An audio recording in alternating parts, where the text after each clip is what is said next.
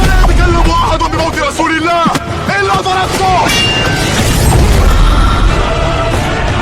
جئتك أؤمن بالله وبرسوله وبما جئت به. وقد أعذرت إليكم وأعذرتموني.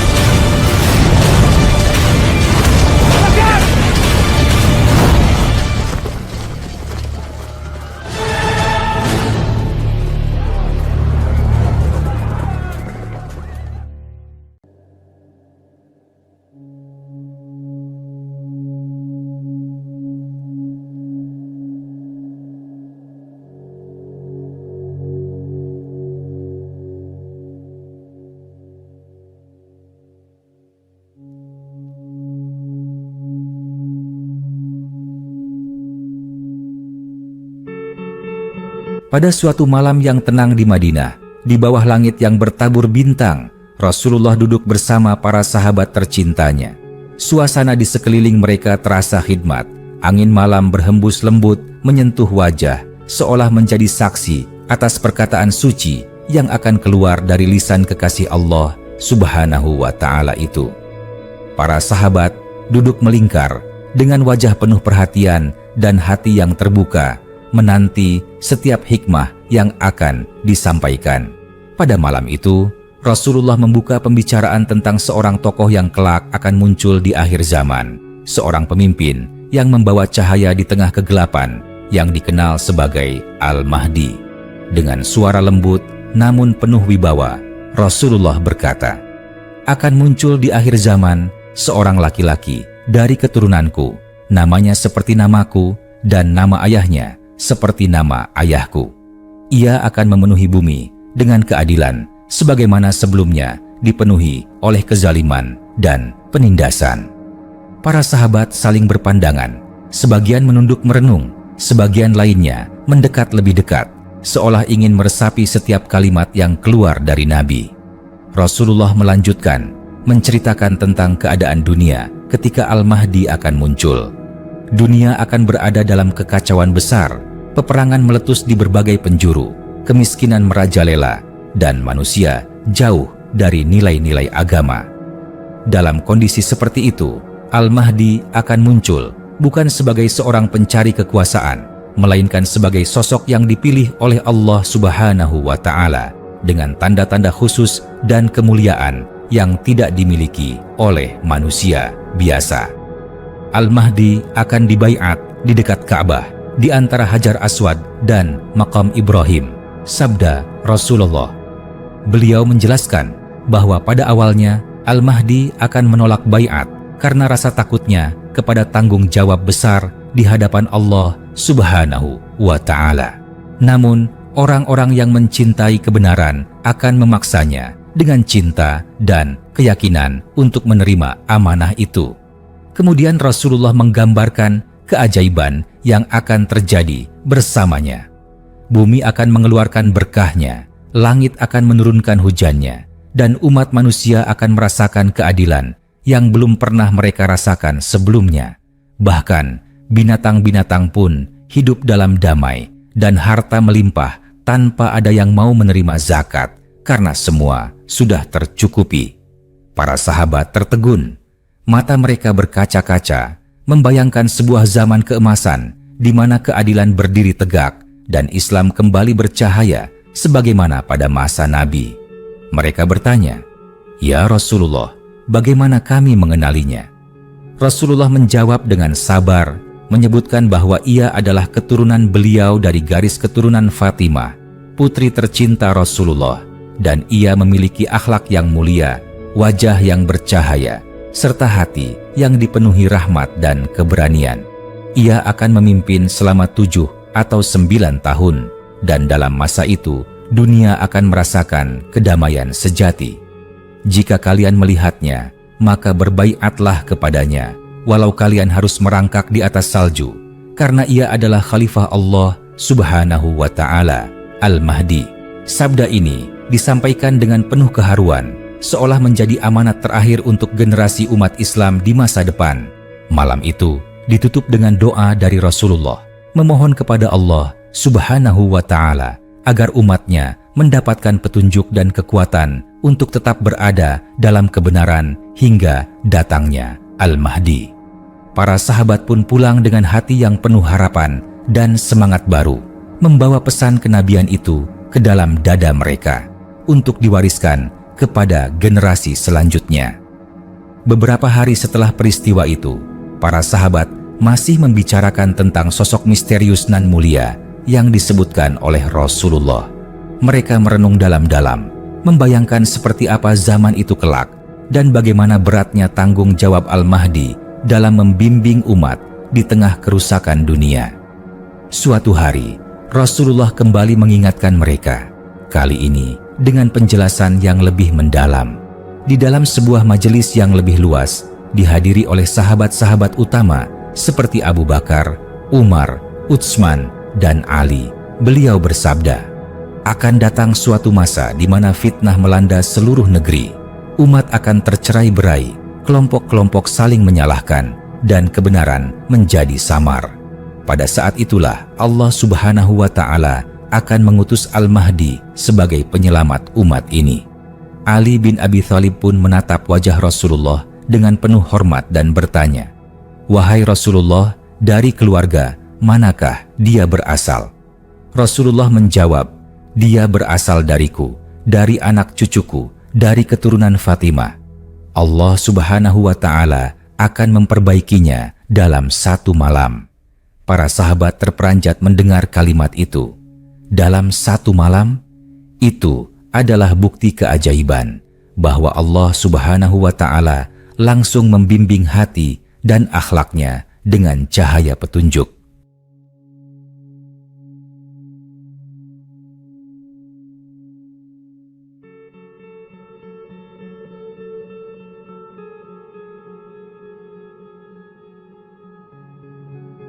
Rasulullah kemudian menceritakan bahwa sebelum Al-Mahdi muncul akan terjadi tanda-tanda besar, akan ada gempa-gempa, gerhana di bulan Ramadan yang tidak biasa, dan bintang berekor, komet, yang terlihat sangat jelas.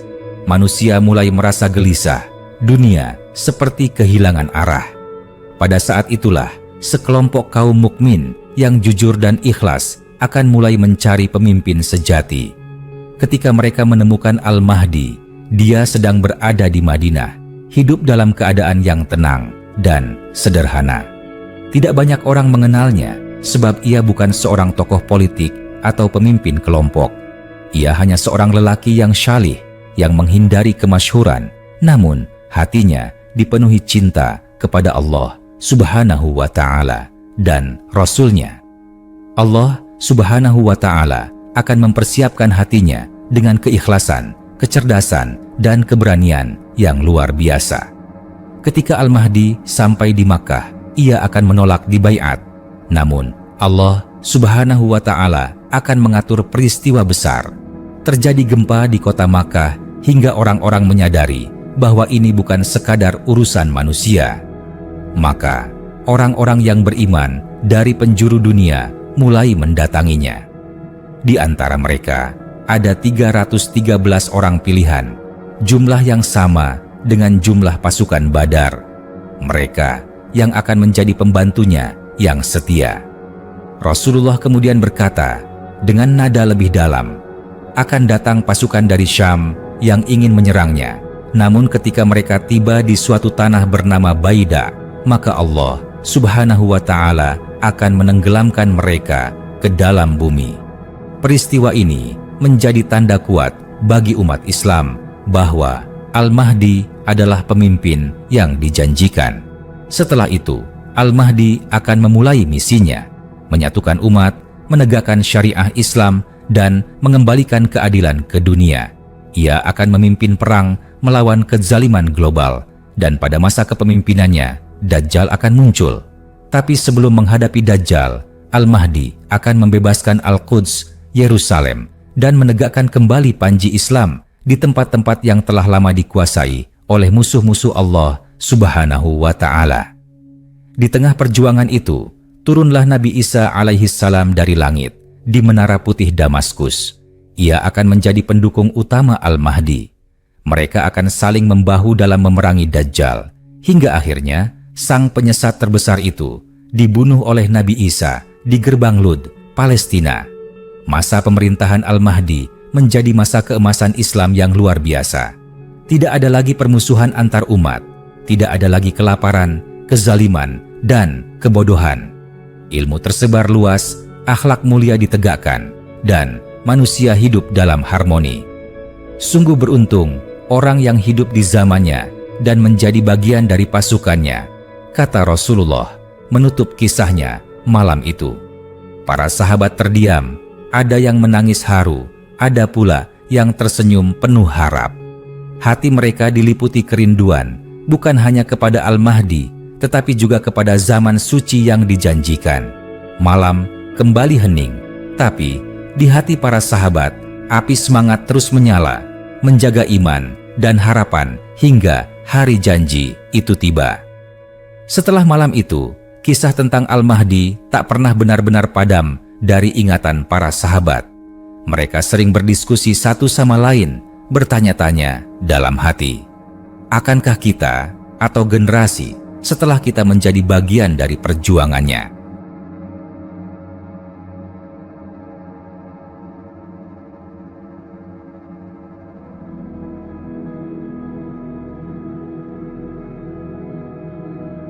Bahkan, sebagian mereka mulai menyebarkan kabar ini secara perlahan kepada tabi'in dan umat Islam lainnya, agar generasi selanjutnya bersiap jika waktu itu tiba.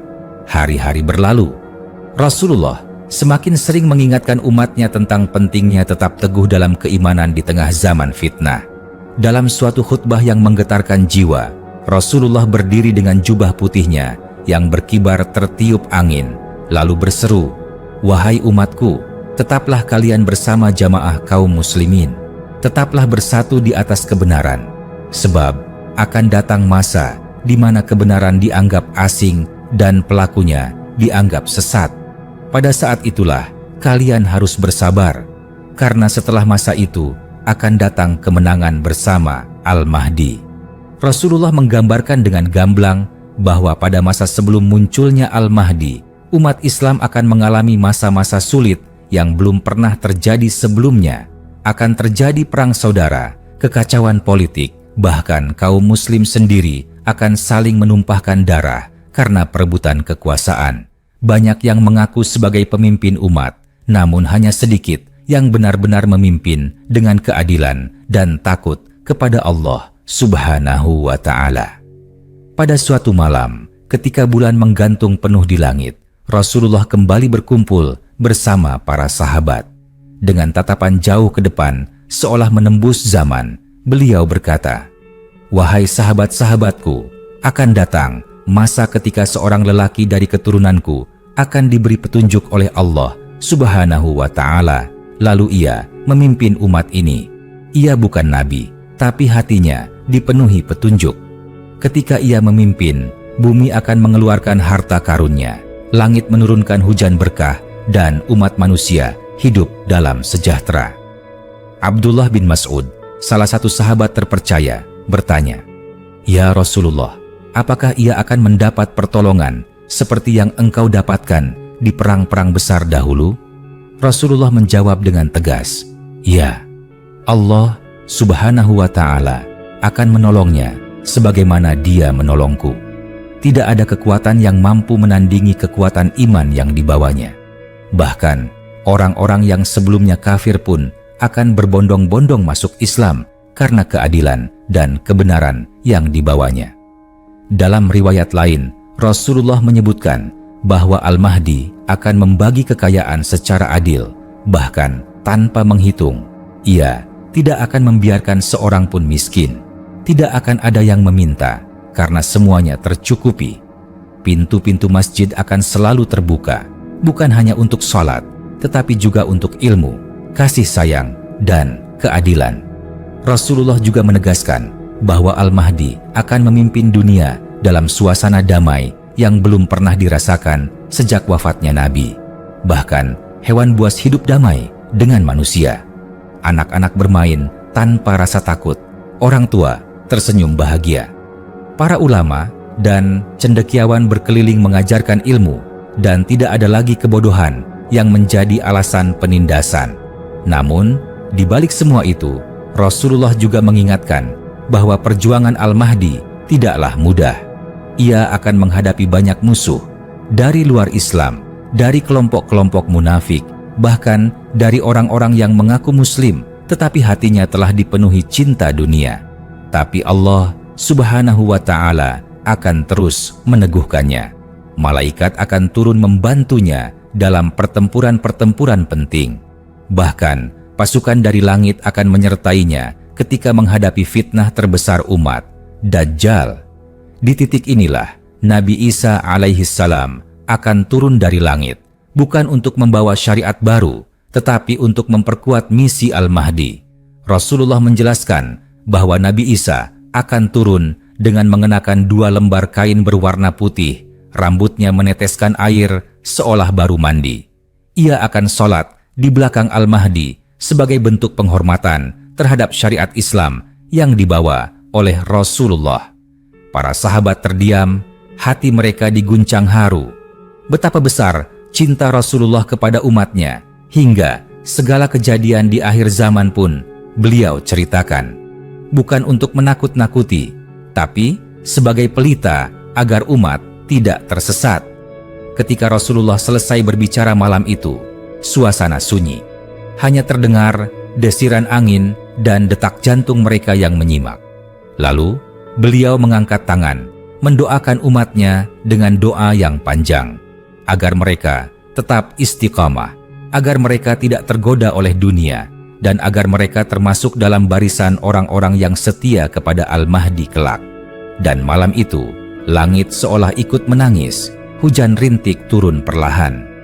Para sahabat pulang membawa beban tanggung jawab yang besar, menjaga amanah nubuah itu hingga akhir zaman. Apakah kita akan termasuk orang yang hidup di masa itu? Hanya Allah Subhanahu wa ta'ala yang tahu. Tapi Rasulullah telah memberikan arah, dan siapa yang mengikuti petunjuknya tidak akan pernah tersesat. Tahun demi tahun berlalu sejak Rasulullah menyampaikan kabar gembira itu. Para sahabat yang mendengar langsung sabda beliau mewariskan kisah tersebut kepada generasi berikutnya dengan penuh kehati-hatian dan rasa haru.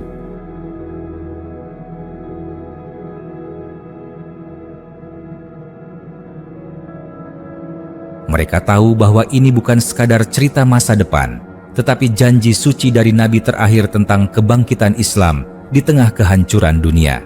Di berbagai pelosok dunia Islam, nama Al-Mahdi mulai hidup dalam doa-doa orang beriman.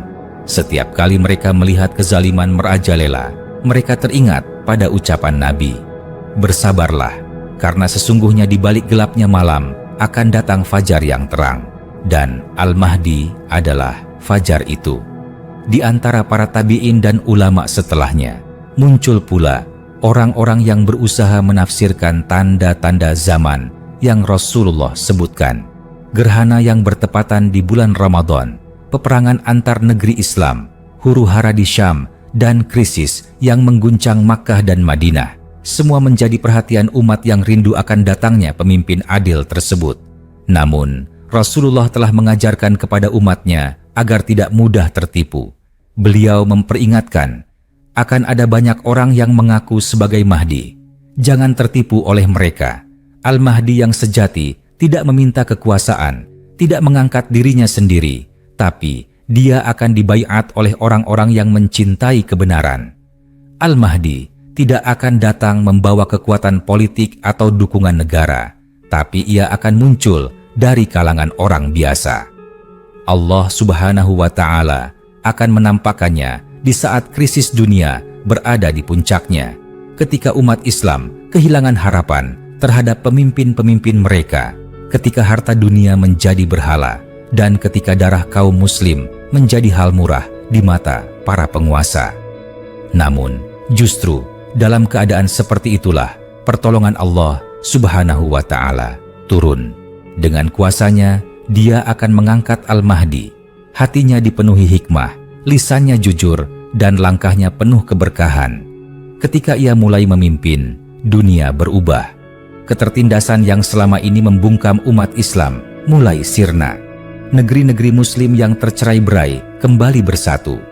Bendera tauhid berkibar tinggi tanpa rasa takut. Setiap kota dan negeri yang dilewatinya menjadi saksi keadilan. Para pemimpin zalim jatuh satu persatu.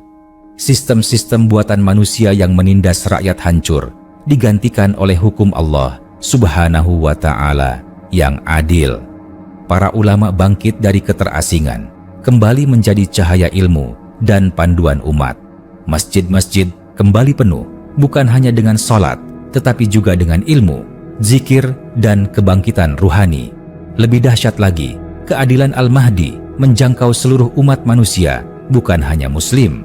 Orang-orang non-Muslim yang selama ini hidup dalam ketertindasan ikut merasakan manfaat kepemimpinannya. Banyak di antara mereka masuk Islam karena menyaksikan indahnya syariat Islam yang diterapkan dengan kelembutan dan keberanian. Al-Mahdi bukan hanya seorang pemimpin, tetapi lambang hidupnya janji Rasulullah. Ia bukan hanya datang untuk memerangi kezaliman fisik, tetapi juga kezaliman hati, kesombongan, keserakahan, kemunafikan, dan perpecahan. Di bawah bimbingannya, umat Islam kembali menjadi satu tubuh, saling mencintai, saling menguatkan, dan saling mengingatkan kepada Allah Subhanahu wa Ta'ala. Di akhir masanya, sebelum turunnya Nabi Isa alaihi salam, Al-Mahdi akan memimpin umat dalam peperangan yang amat besar, peperangan melawan kekuatan global yang mendukung Dajjal. Ia akan menyiapkan jalan bagi Nabi Isa yang akan turun dari langit, dan keduanya akan menjadi pilar utama dalam pertempuran akhir antara kebenaran dan kebatilan. Rasulullah berkata, akhir umat ini akan kembali sebagaimana awalnya. Mereka akan menang sebagaimana aku menang di awal dakwah ini, meski jumlah mereka sedikit. Tapi kemenangan itu bukan karena jumlah, melainkan karena keyakinan, kesabaran, dan pertolongan Allah Subhanahu wa Ta'ala. Dan kisah itu belum selesai, karena setiap generasi umat Islam adalah bagian dari kisah besar ini. Mereka yang memperjuangkan Islam hari ini dalam dakwah, dalam pendidikan, dalam menjaga akhlak, dalam melawan kemungkaran, sesungguhnya sedang menapaki jalan menuju zaman Al-Mahdi. Mungkin bukan kita yang akan melihatnya, tapi doa dan amal kita hari ini bisa menjadi cahaya bagi mereka yang akan menyambutnya. Maka jangan pernah padamkan harapan. Jangan biarkan fitnah dunia merobohkan keimanan kita, karena janji itu nyata. Dan Al-Mahdi bukan hanya seorang tokoh, dia adalah lambang kebangkitan, pertolongan, dan janji Allah Subhanahu wa Ta'ala yang pasti akan ditepati. Setelah generasi sahabat, tabi'in, dan tabi'ut tabi'in, kisah tentang Al-Mahdi tetap dijaga dan diwariskan dari lidah ke lidah, dari hati ke hati. Para ulama besar mencatat sabda-sabda Rasulullah tentang beliau dalam kitab-kitab hadits, tafsir, dan sejarah. Di berbagai belahan dunia Islam, dari Makkah hingga Baghdad, dari Andalusia hingga Nusantara, nama Al-Mahdi menjadi bagian dari doa-doa panjang di malam hari, sebuah harapan akan datangnya keadilan yang telah lama dinanti.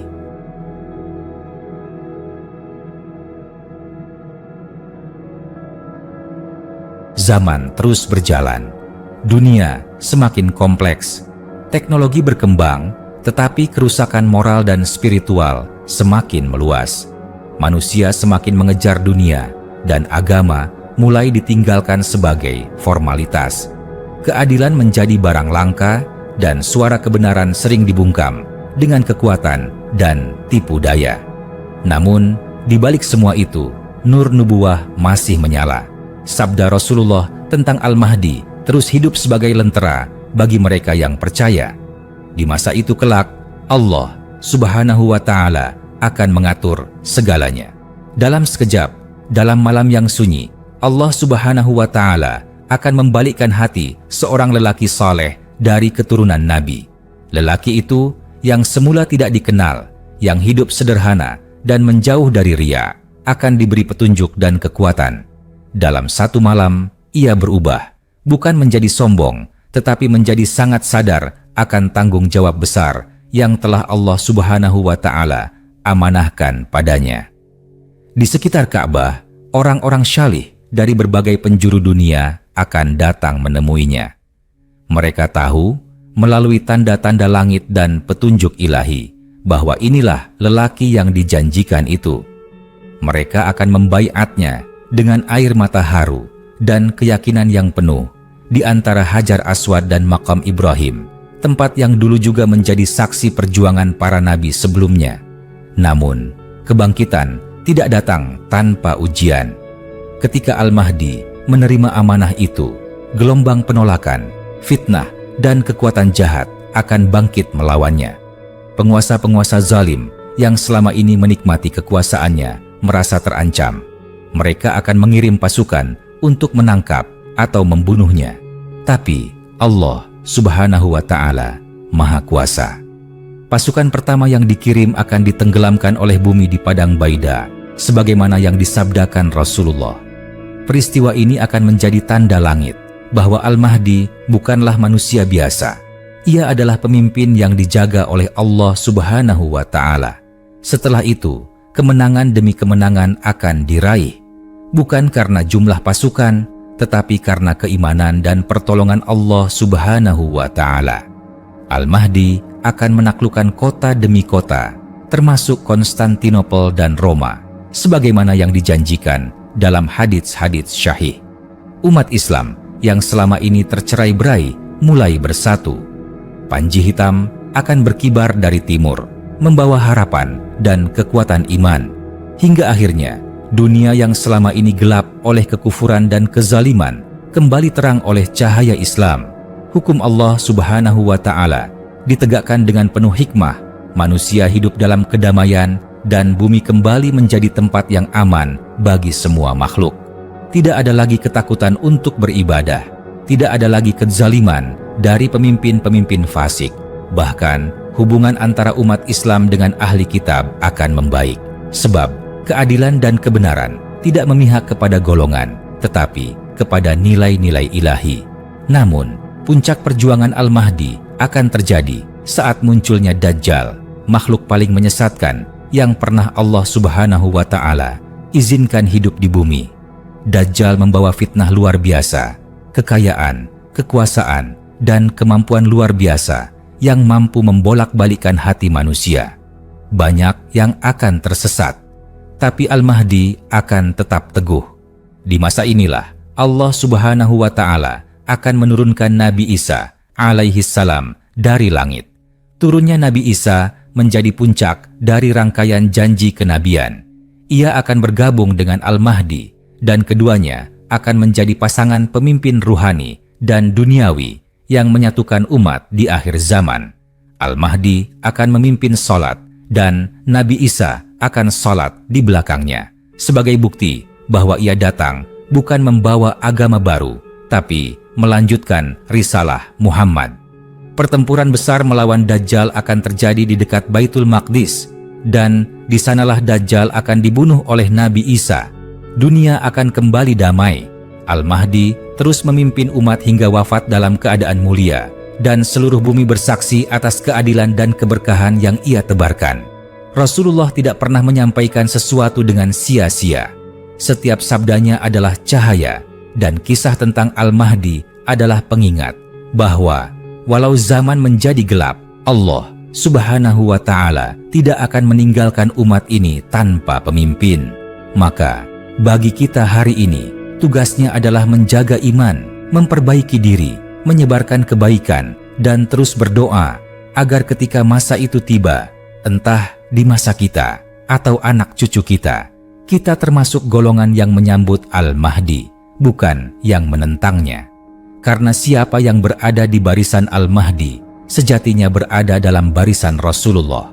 Setelah wafatnya Al-Mahdi, dunia tidak kembali gelap seperti sebelumnya, sebab cahaya keimanan dan keadilan yang telah ia tebarkan telah mengakar kuat di hati umat. Sosoknya menjadi teladan yang tak pernah pudar, dikenang dalam setiap khutbah, dalam setiap pengajaran ilmu, dalam setiap doa panjang yang dilantunkan oleh orang-orang syalih di malam hari.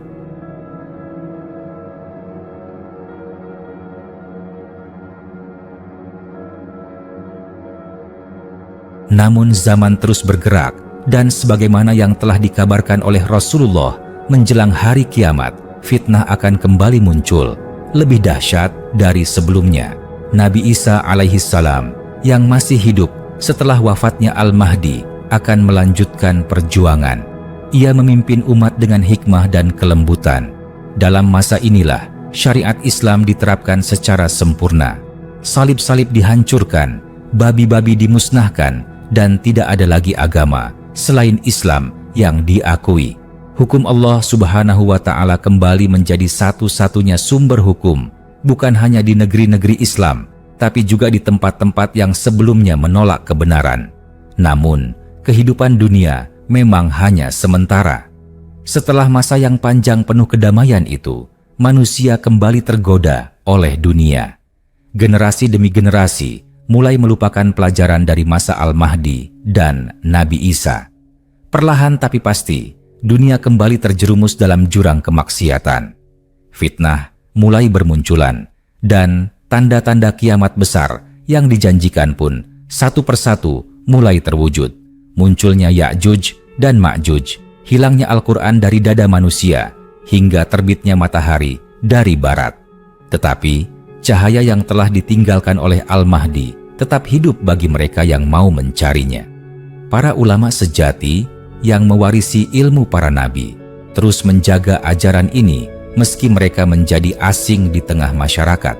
Dan di antara orang-orang biasa pun masih ada yang setia menjaga tauhid dan sunnah, karena mereka tumbuh dalam cerita-cerita mulia tentang zaman keemasan itu.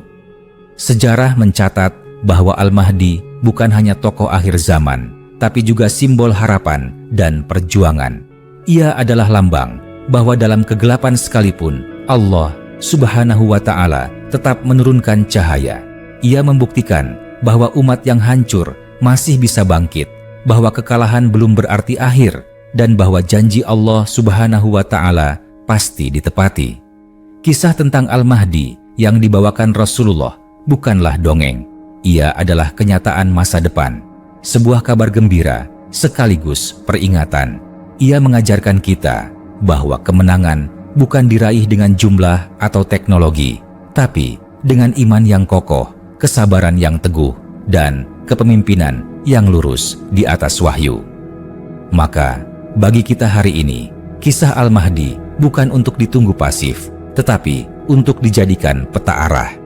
Agar kita hidup dengan cita-cita besar, agar kita mendidik anak-anak dengan visi Islam yang agung, dan agar kita membentuk diri sebagai generasi yang layak untuk menyambut masa itu, atau setidaknya menjadi penyambung risalah kebenaran yang beliau bawa. Di akhir zaman, kemenangan bukan untuk yang banyak, tapi untuk yang jujur.